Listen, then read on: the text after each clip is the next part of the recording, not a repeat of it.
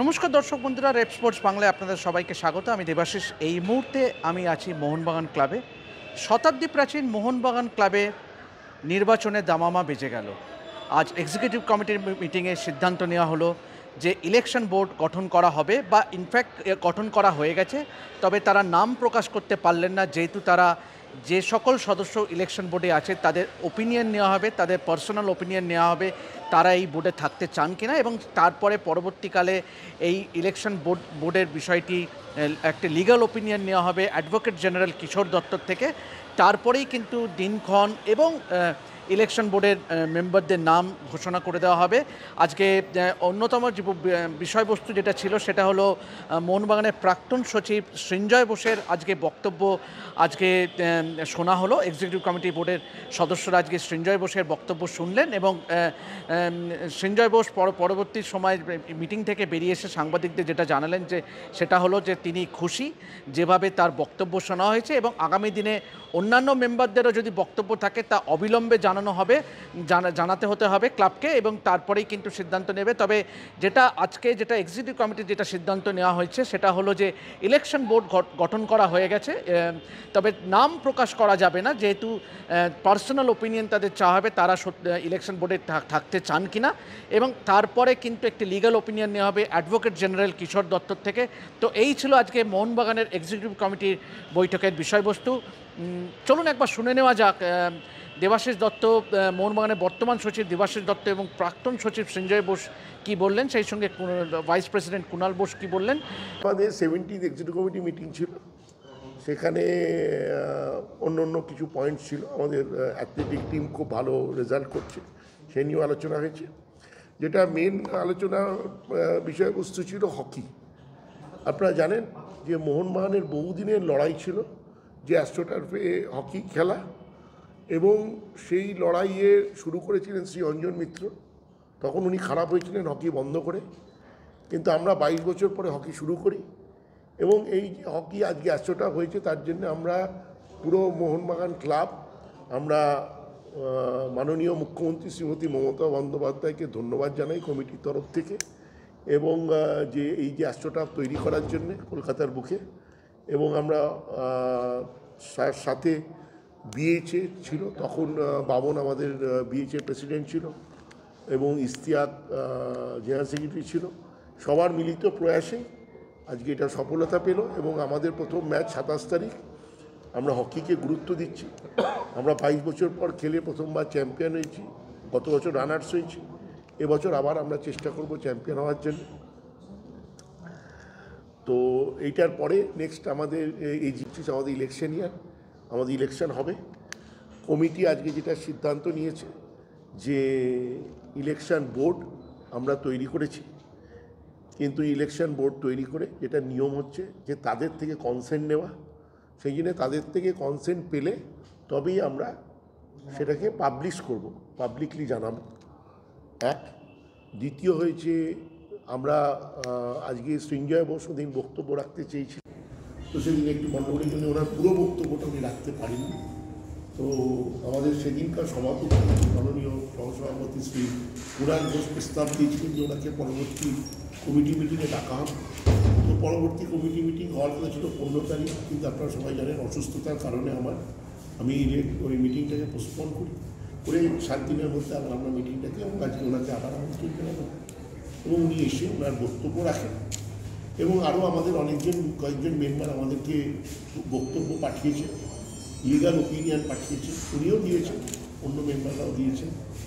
তো আমরা সেই লিগাল ওপিনিয়ন আমরা পাঠাবো। কুণালদা প্রস্তাব রেখেছে আজকে যে ক্লাবের তরফ থেকে আমরা এই সব লিগাল ওপিনিয়ন নিয়ে একটা ফাইনাল লিগাল ওপিনিয়ন নেওয়ার জন্য, কারণ মেম্বারদের বক্তব্য রেখেছি। তো উনি নাম প্রস্তাব করেছেন আমাদের রাজ্যের অ্যাডভোকেট জেনারেল শ্রী কিশোর দত্তর থেকে লিগাল ওপিনিয়ন নেওয়ার জন্য। তো আমরা লিগাল ওপিনিয়ন ওনার থেকে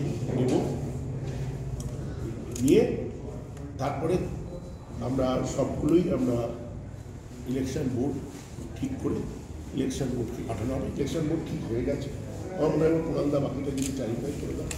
আপনি গিয়েছিলেন, আপনি যদি বলা সম্ভব হয় কি বক্তব্য রাখলেন আজকে এক্সিকিউটিভ কমিটির সামনে, এটা একটা প্রশ্ন। আর 2 নম্বর প্রশ্ন হচ্ছে যেটা প্রসেস হয়েছে যে অ্যাডভোকেট জেনারেল কিশোর দত্তের কাছে যাবে, তিনি ফাইনাল ডেটটা কোন প্রসেসে ভোটটা হবে সেটা দেখুন, সেটা একটা মনে হয় আমি একটা ওপিনিয়ন দিয়েছি জাস্টিস তালুকদারের, রিটায়ার্ড জাস্টিস অফ হাইকোর্ট, সেখানে তো আরও অনেকে হয়তো ওপিনিয়ন দিয়েছে। একটা আছে যে আমাদের যে সোসাইটি যখন রেজিস্টার হয়েছিল তার কিছু এমওইউ আছে, তার একটা এমওইউ আছে, আর আমাদের ক্লাবের যে এক্সিস্টিং রুলস অ্যান্ড রেগুলেশনস সেটা অনেক জায়গায় কন্ট্রাডিক্ট করছিল যখন আমরা ক্লাবটাকে সোসাইটি ফর্ম করেছিলাম।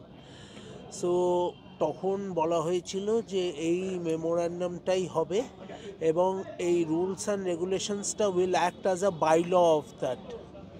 সো সেইটা ক্ল্যারিফাই করে নেবে। তবে আমি আমার পয়েন্ট বলেছিলাম যে দেখুন, একটা খুব সিম্পল ইস্যু আছে যে the term is for 3 years, যেটা ক্লিনলি লেখা আছে। সো 3 বছরের এটা পরবর্তীকালে এটা এক্সটেন্ড হতে পারে না। এবং দেখুন, বেশ কিছু কথা আছে যেটা আমি ক্লাবের ভেতরে বলেছি, এটা মোহনবাগান ক্লাবের ইন্টারনাল ইস্যু, এটা আমি বাইরে বলতেও চাই না, because end of the day ক্লাবটা আমাদের সবার এবং তার সম্মানের দায়িত্ব আমাদের সবার। সো এখানে আমি যা ভেতরে কথা হয়েছে আমি বলতে চাই না।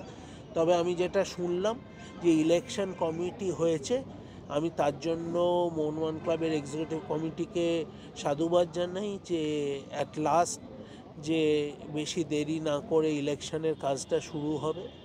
এবং যেটা বলছে যে এজি সাহেবের কাছ থেকে ওপিনিয়ন নেওয়া হবে, সেটা একটা ওয়ান্স অ্যান্ড ফর অল একটা ওপিনিয়ন নিয়ে নেওয়া ভালো যে কি পদ্ধতিতে ইলেকশন হবে। সেখানে আমাদের যে চেয়ারম্যান আছেন জাস্টিস অসীম রায়, তিনিও কথা বলতে পারেন। সো মোহনবাগান ক্লাবের ইলেকশন আজ অবধি কোনো দিন কেউ প্রশ্ন তুলতে পারেনি বাইরে থেকে।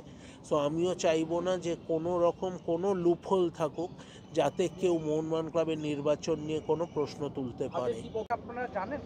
না, ইলেকশন বোর্ড ঠিক হয়েছে, মানে সেটা তো যেটা বলে গেলেন যে সচিব নিজে তাদের সাথে একবার কথা বলবে, দিয়ে কনফার্মেশন নিয়ে এটা অ্যানাউন্স করবে।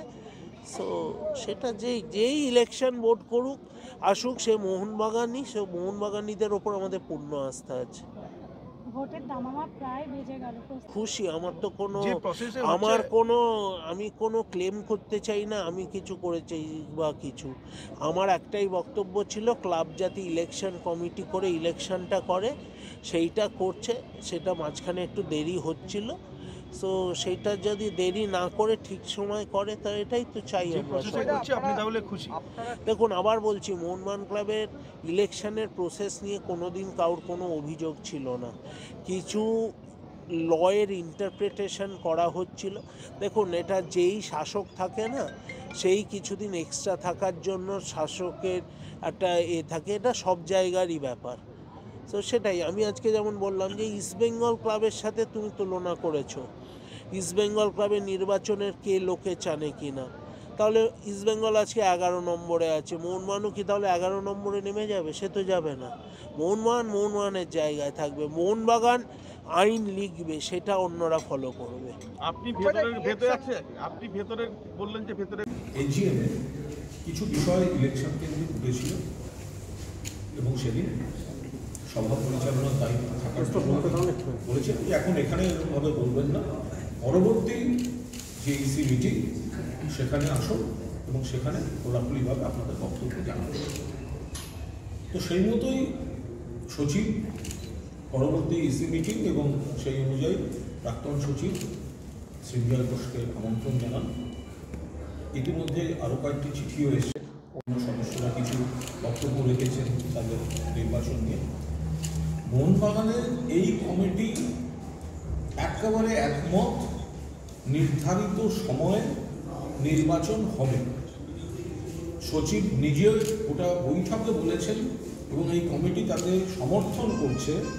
আইনের বাইরে গিয়ে একদিনও এই কমিটি ক্ষমতায় থাকার জন্য ক্ষমতায় থাকবে না। ফলে প্রথম দরকার ছিল নির্বাচন বোর্ডটা, ইলেকশন বোর্ডটা তৈরি করা, তার নেতৃত্ব কে দেবেন সে বিষয়ে সিদ্ধান্ত আগে হয়ে গেছে। সেদিন মাননীয় সচিব প্রাক্তন বিচারপতি সম্মানীয় অসীম রায়ের নাম প্রস্তাব করেছিলেন এবং ইসি তাকে পূর্ণ সমর্থন করে এবং আজ পুরো কমিটিটা ঠিক হয়ে গিয়েছে। কিন্তু আমরা নাম এখনই বলছি না এই কারণে যে আমাদের কনসেপ্টগুলো একটু নিয়ে নেওয়া, তারপরে আপনাদের সামনে প্রকাশ্যে সেই নাম বলে দেওয়া। এভাবেই দেখতে থাকুন রেড স্পোর্টস বাংলা এবং যাবতীয় ফুটবলের আপডেট পেতে অবশ্যই চোখ রাখুন রেড স্পোর্টস বাংলার পর্দায়। আমি দেবাশিস আপাতত সাইন অফ করছি মোহনবাগান ক্লাব থেকে। ধন্যবাদ।